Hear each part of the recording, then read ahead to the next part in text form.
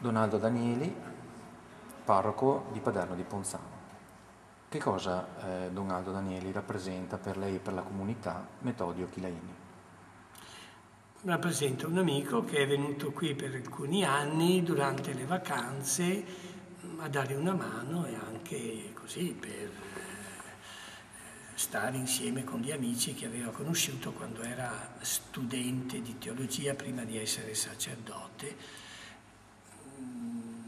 Diciamo, non rappresenta niente di più, insomma, che una persona che è stata qui e che è buona, brava e che è riuscito a farsi amare da tante persone, un po' da tutte, anche perché lui era povero africano e quindi c'è l'istinto di avere quella cristiana compassione e simpatia per queste persone che hanno bisogno di essere aiutate.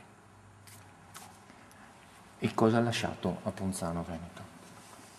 Ricordo che può aver lasciato uno che è rimasto alcuni mesi qui, insomma, nei vari anni, e ricordo che hanno lasciato tutti i preti che sono passati di qui.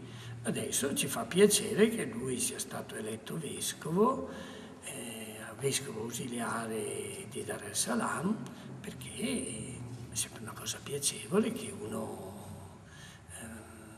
abbia fatto. Noi cristiani non diciamo carriera, ma abbia una carica in cui deve espletare un servizio ancora più pieno, più totale nei confronti degli altri. Stamattina alla predica ho detto che per noi non ci sono cariche importanti e cariche meno importanti, ma ci sono servizi più importanti e quanto più umili sono i servizi, tanto più importanti sono.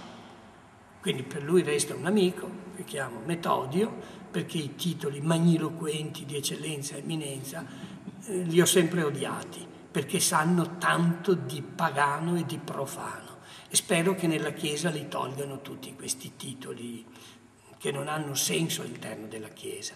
E quindi all'interno della Chiesa uno può essere chiamato padre, oppure don, tanto per dire tu sei un sacerdote, ma per dire come l'altro lo chiamo medico, dottore e questo, ma questi titoli che sanno di mondano, ecco, io veramente ho una sentita antipatia e lo dico e non mi vergogno di dirlo e lo dico pubblicamente, perché io amo vedere che uno quanto più è in alto nella carica, anche sul piano civile se è un cristiano, tanto più accetta i lavori anche più umili.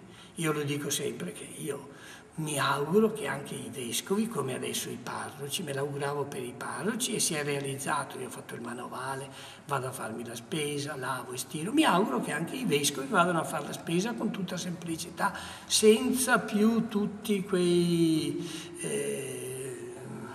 apparati esterni, quei titoli, eccetera, con molta semplicità. Ci sono tanti vescovi che lo fanno. Io mi auguro che il nuovo vescovo si metta su questa linea. Se non lo sapete, vi dirò che il vescovo di Padova, se lo chiami eccellenza, non ti risponde. Se lo chiami padre, allora lui ti risponde, padre vescovo, risponde. Se lo chiami eccellenza, non risponde, perché probabilmente la pensa esattamente come il Vangelo. Uno solo è il vostro maestro, non chiamatevi con titoli altisonanti, perché il Vangelo ci dice di essere semplici. Nel momento in cui uno si autoesalta o accetta questa piattaforma. Don Milani, e dopo ho finito, Don Milani diceva che purtroppo noi preti del passato siamo stati una categoria che provenendo dalla plebe, dall'infima plebe, poi faceva un salto di categoria e si dimenticava di essere stato umile e povero.